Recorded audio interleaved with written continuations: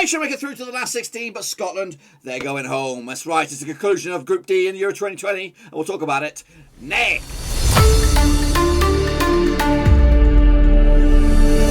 That's right, folks, back once again with another match review. Looking back, of course, to Croatia up against Scotland in Group D in Euro 2020. It's over, and we'll get to that in just one second. If you're new, where have you been, boys? Smash your subscribe and get your bang out today with all things Euro 2020 related, Papa Rose related. Well, football, we're getting it all here, boys.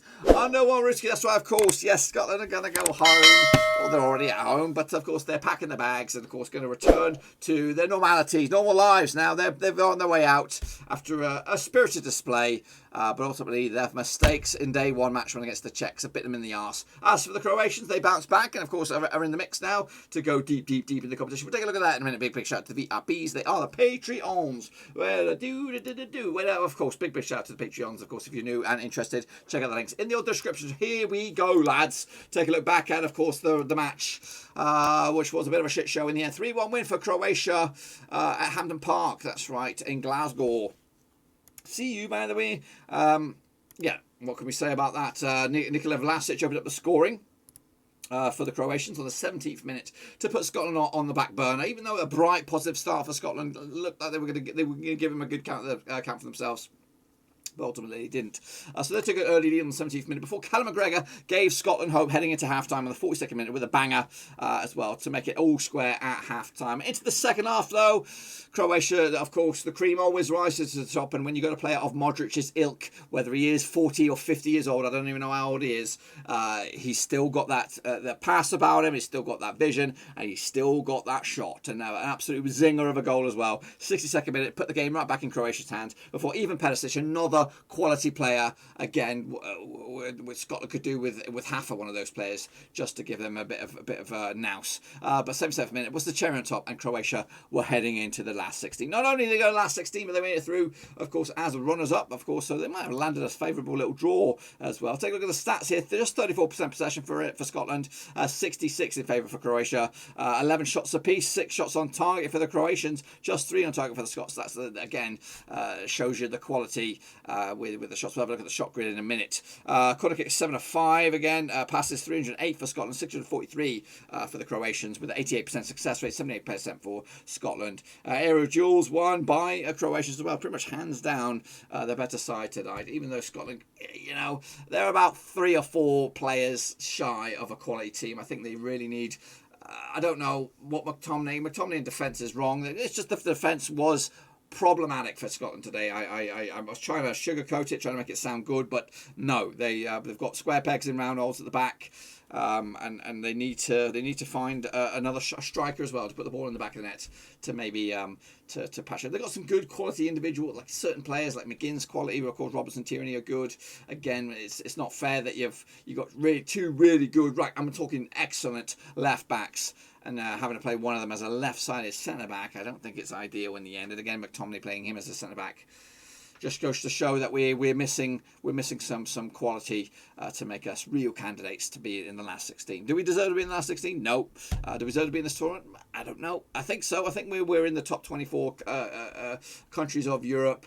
Of course, Norway and Romania could argue about that. But anyway, let's take a look at the shot grid right here, right now. Of course, the Croatians are right here on the right-hand side. A couple of long-range zingers. In fact, quite a lot of the shots were outside the D. As for Scotland, again, they also were resulted to long-range babbles. Even one of them was a goal. That's right. This is that yellow guy right there was the goal.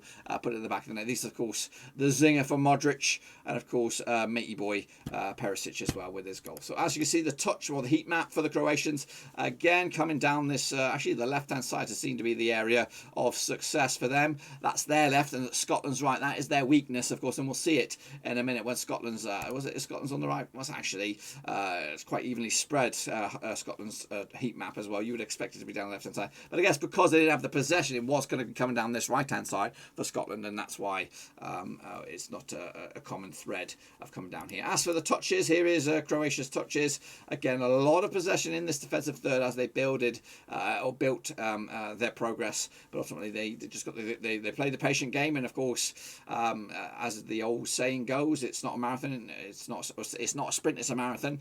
Take your time, and of course they picked us apart. And of course found the back of the net 3 times. As for Scotland, when you look at the 2 touch maps, oh my days, it's very, very sparse touches from Scotland, which was we got outbullied, outfoxed, outthought. And that's why they were in the final of the bloody World Cup. And of course, the game against England, I think it could have gone either way. So maybe you shouldn't really write out the Croatians just yet. Let's take a look at the starting lineups then, shall we? Of course, here we go with Croatia. Dominik Linkovic between the sticks. Dejan Lovren, Dominik Vija, still 32 years of age. Josko Gavidol, he's on his way to Leipzig. Josip Judovic as well with Marcel Brozovic, Mateo Kovacic, Ivan Perisic, Nikola Vlasic, a young gun there, of course, the face of the place there. Now, Luka Modric and Bruno Penkovic as well. As for Scotland, we went Marshall between sticks, Hanley, Tierney and McTominay at the back there. John McGinn, Armstrong, Stephen O'Donnell, Andrew Robertson, Callum McGregor, Lyndon Dykes and Che Adams. Lyndon Dykes up top. We're clasping at straws. We're good. We're lucky to have Che Adams, and again we're supposed to have Billy Gilmore in there, but I don't. Even if we had him, it would not have been a different story. I think we would have still lost this game. Take a look at the subs. Then we did see the likes of Bojan Barisic coming on, Luka Ivanovic and Ante Rebic with Andrija Kamenic coming on. Of course, some attacking subs there. As for Scotland, we threw in the likes of Scott McKenna. Hanley did. Hanley got taken off. Nathan Patterson as well coming on, 19-year-old right back on the hooks of Rangers. Ryan Fraser and Kevin Nesbitt. Take a look at the old formations and of course the match ratings. Standout star of the show, McGregor with a 7.1. I'd probably disagree with that. I thought McGinn was tenacious and gave Scotland a bit of fight, but pretty poor. As for Luka Modric, 8.2 for him, and 7.8 for Perisic and 7.7 for Vlasic. Goals in that midfield, of course. Bruno Penkovic with a 6.5. Down here is the old timeline of events. Take a look at what's been said on social media. Start with Geo Boy, not the Brereton shirt. Geo Boy said, played okay at times over the 3 games and created some decent chances, but just not good enough really. Roll on 2044. AM, aka More 7RM, said, one of the best games I've ever seen, and Modric, when he has the ball, anything can happen. He has more football than Javiesta together. Rocky Gill said, I can't believe Scotland have lost at home to Croatia, who are no more than average. Meanwhile, Bruce Willis said, well done, Scotland, you fought, but you were unlucky. Your fans are the best. Mitro said, happy we won, but a lot of respect for Scotland. Rob said, Modric and Perisic stepped up today, and a good lineup change today. Seemed more fluid, still shaky on defence though. Rayo Dembedeb said, cool, waiting for subpar performances, and on the brink of elimination, late second half in the group stage, so finally play a decent game. Good job, who cares? Davjevic Muljumda said, Croatia showed some glimpses of their spirited FIFA 2018 World Cup tonight against the Scots. And Ikaji Italanti said, Modric broke his back after carrying Croatia today. Well, that's his thoughts about it. What about yours? Let me know your thoughts, opinions in the comments section. Of course, let's get into the group. It does look like this. It's over. England are through as winners. Croatia go through as runners-up. And the Czechs, of course, go as the 3rd best team. Or I think they've actually qualified. Yeah, they have qualified. They seal the deal prior to kick-off. This is the state play in the bracket right here, right now. Of course, Croatian entered the bracket, the bottom left-hand side here. We do not know who they are facing, who are the other 4 teams in that side of the bracket. As for England, they're in this top half of the bracket. And again, we do not know who's up there, and we'll have to wait and see. As for the Czechs, they're playing waiting game as well for the moment. They're in this pot here of the 2 of the 4 best 3rd place sides. They qualified, they're over the line. Sweden and France are waiting as well to confirm where they land. They could be a winner, they could be run-up, they could be a 3rd place, but they're already home and hosed. Speaking of the rest of the 3rd place teams, of course, we have 2 of the 4 gone. Portugal and Ukraine still in the mix. Of course, Portugal could tumble. I've just figured it out. They could tumble out, and Finland could come up.